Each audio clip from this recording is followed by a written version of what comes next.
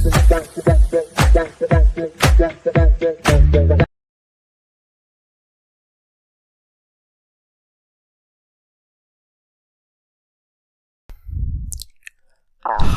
Hello வணக்கம், நான் உங்கள் Singar. Welcome back to my YouTube channel.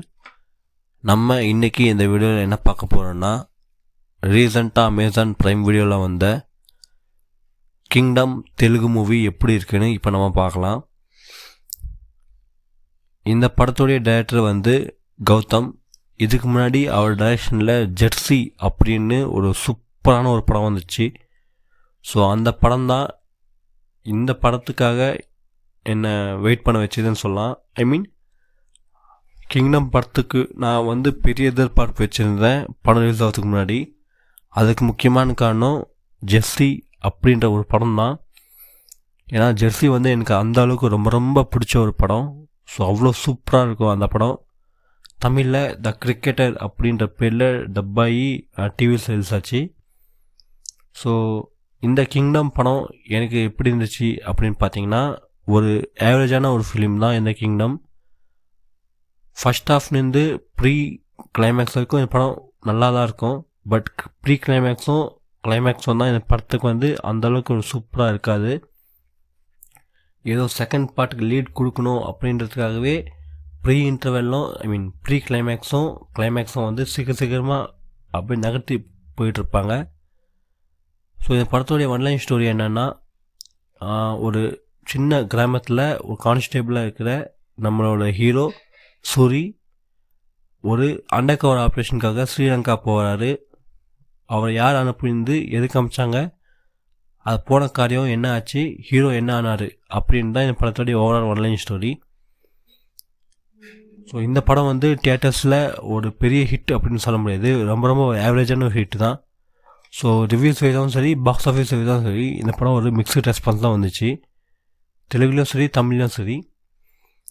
And எத்தனை பேர் இந்த கிங்டம் படத்தை தியேட்டர்ஸில் பார்த்தீங்கன்னு சொல்லுங்கள்.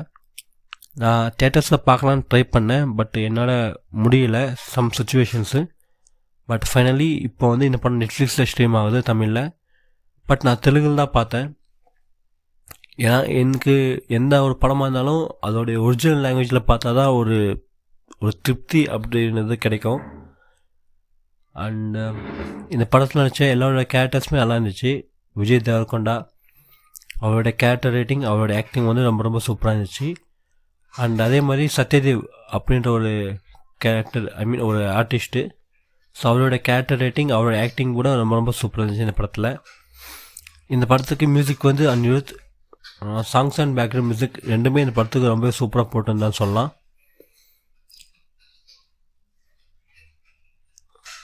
இந்த படம் ரிலீஸ் ஆகி கொஞ்ச நாளுக்கு அப்புறம் தமிழ்நாட்டில் சில தியேட்டர்ஸாண்ட வந்து சில பிரச்சனை பண்ணாங்க. ஒரு கட்சியை சேர்ந்த சில பேர். அது ஏன் பண்ணாங்கன்னா, இந்த படத்தில் தமிழ் மக்களை, இன்னும் முக்கியமாக சொல்லப்போனால் ஸ்ரீலங்காவில் இருக்கிற தமிழ் மக்களை தப்பாக காட்டியிருக்காங்க அப்படின்ட்டு சில பேர், சில அரசியல் கட்சியில் இருக்கிற சில பேர் வந்து தியேட்டர்ஸ் முன்னாடி போய் கலாட்டா பண்ணுறது, பேனர் கிழிக்கிறது அப்படிலாம் பண்ணிட்டு இருந்தாங்க. ஸோ எனக்கு புரியாத ஒரே ஒரு விஷயம் என்னென்னா, சினிமாவில் தமிழ் மக்களை முக்கியமாக யாராச்சும் தப்பாக காட்டினாங்கன்னா போய் கலாட்டா பண்ணுறது, பிரச்சனை பண்ணுறது, பேனர் கிழிக்கிறது, போஸ்டர் கொளுத்துது அப்படின்றது பண்ணுற சில கட்சியில் இருக்கிற சில பேர் ரியல் லைஃப்பில் தமிழ்நாட்டில் இல்லை எங்கேயோ தமிழ் மக்களுக்கு எதிராக நிறையா கொடுமைகள் நடக்குது. நிறையா இன்னும் சொல்லவே முடியாத சில விஷயங்கள் நடக்குது. இன்னும் முக்கியமாக சொல்லப்போனால், ரீசண்டாக திருப்பூர் மாவட்டத்தில் பெண்களுக்கு எதிராக வரதட்சணை கொடுமை நடந்துகிட்ருக்கு. அதில் நிறைய பெண்கள் வந்து சூசைட் பண்ணிக்கிட்டாங்க. ஸோ இது ஒரு பிரச்சனை நடக்குது. அண்ட் ஜாதி ஆணா கொலை அப்படின்ற பேரில் கொலைகள் நடக்குது. இன்னும் நிறையாவே நடக்குது தமிழ்நாட்டில். ஸோ இதெல்லாம் கொடுமைகள் உண்மையான நிஜத்தில் நடக்கும்போது எந்த அரசியல் கட்சியும் சரி, எந்த அரசியல் தலைவர்களும் சரி, எந்த கட்சியோடைய வேலை பார்ப்பாங்க இல்லையா, ஸோ தொண்டர்கள், இவங்க யாருமே ரியல் லைஃப்பில் எந்த பிரச்சனை பண்ண மாட்டாங்க, யாருக்கு எதிராக போராட்டம் பண்ண மாட்டாங்க. ஆனால் சினிமான்னு வரும்போது தமிழர்களை தப்பாக காட்டிட்டாங்க, தமிழர்களை குற்றவாளியாக காட்டிட்டாங்க, இது தப்பு, தமிழர்களை அப்படி காட்டக்கூடாதுன்னு சொல்கிறாங்க, சண்டை போடுறாங்க. அதே ரியல் லைஃப்பில் நடக்குது, குரல் கொடுங்கனான்னா ஒருத்தனும் நிற்க மாட்டான்.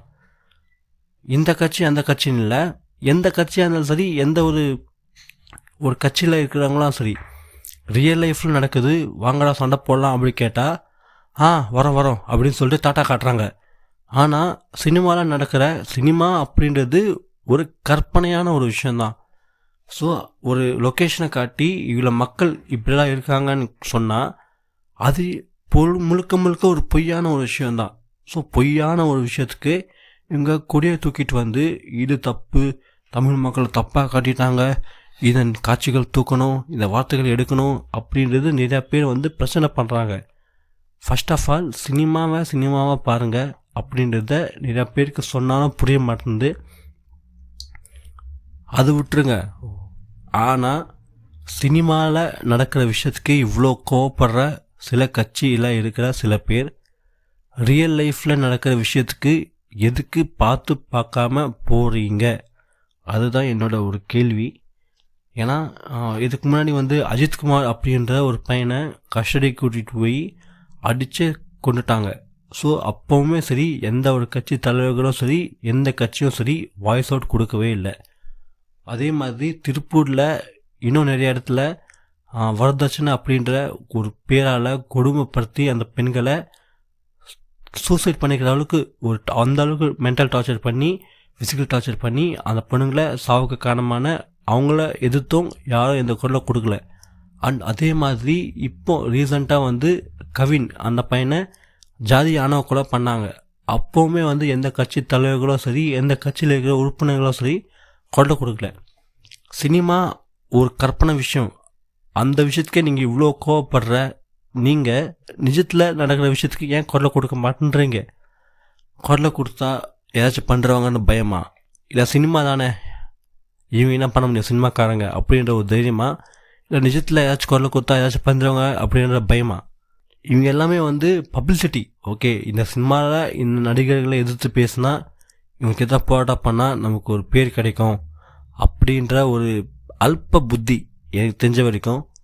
ஸோ ஒரு உண்மையான லீடர், ஒரு உண்மையான ஒரு அரசியல்வாதி எப்படி இருக்கணும்னா, மக்களுக்கு எல்லா இடத்துலையும் போய் நிற்க காட்டியும் அட்லீஸ்ட் அவங்க வருவாங்க அப்படின்ற ஒரு நம்பிக்கையை கொடுக்கணும்.